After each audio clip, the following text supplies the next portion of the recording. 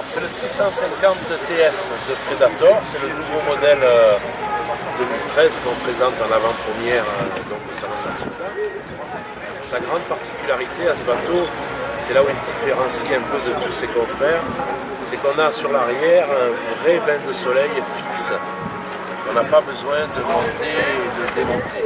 Le deuxième avantage d'avoir un bain de soleil fixe à l'arrière, c'est qu'on dégage le pont à l'avant et on peut continuer de bénéficier de l'avant tout en ayant un bain de soleil arrière.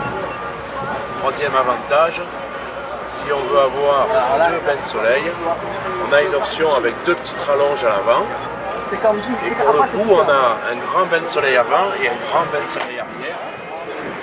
Donc ce qui nous permet de faire une très grande partie des farnientes dans notre si beau pays où on a beaucoup de soleil. Ça, c'est important.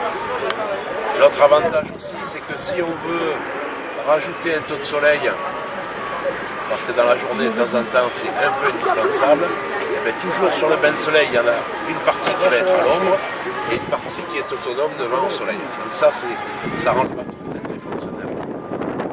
Son avantage aussi, comme le semi-rigide, c'est son poids.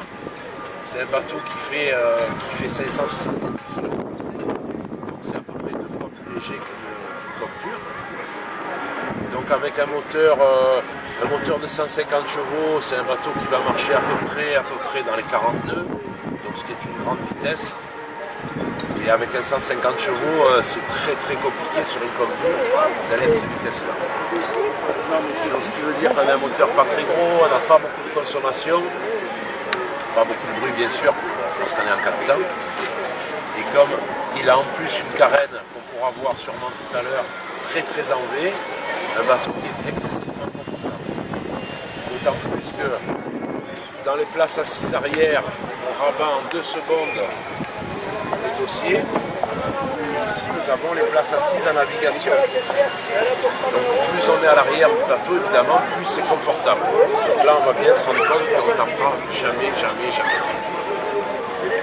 Et là, hop, on le retransforme en bain de soleil. Donc c'est vraiment une manipulation qui est très très aisée. Voilà, que dire de plus? Évidemment que lorsqu'on ouvre ces coffres, on se rend compte que c'est immense. C'est à peu près le seul bateau aujourd'hui sur le marché où on ne peut pas remplir les coffres. C'est impossible. Parce qu'il y en a un immense coffre arrière, on a un immense coffre avant. Qui plus est, il y a un réservoir qui est intégré dans la coque, ce qui fait qu'il n'obture pas les coffres. Donc on a presque trop de place. Donc on peut amener des glacières avec l'apéritif volonté. Normalement ça va bien se passer. Après ce bateau donc, a une largeur de 2,67 m gonflé. Mais évidemment, comme tout pneumatique, on peut le dégonfler et on le rend en gabarit routier à 2,50 m, ce qui veut dire qu'on peut le transporter très facilement puisqu'il est léger et qu'il est au gabarit routier. Et avec une voiture normale, on n'est pas obligé d'avoir un 4x4 puisque l'ensemble donc fait moins de 2,5 tonnes. L'utilisation du semi-rigide, pas particulièrement de celui-là, mais en général, sa grande particularité, c'est d'être polyvalent. On peut tout faire avec un semi-rigide. Alors pourquoi on peut tout faire? C'est assez simple à comprendre. C'est un bateau qui a tellement de qualité marine, tellement de stabilité, qu'en famille, on peut passer de droite à gauche, le bateau n'a pas de gîte. Lorsqu'on veut faire de la pêche, le bateau est très stable.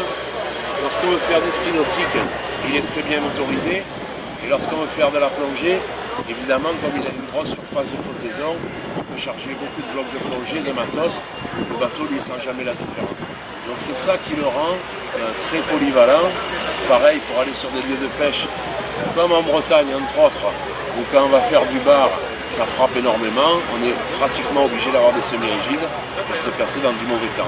Pareil en Méditerranée, quand on a un fort Mistral qui souffle, on a une mer très très formée.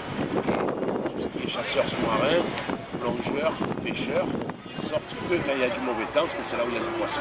Et ils ont tous, sans exception, des semi-rigides. Alors ici, vous pouvez remplir de glaçons et vous mettez les magnums de rosée avec un taux de soleil. C'est parfait pour la journée. Normalement, ça va bien se passer.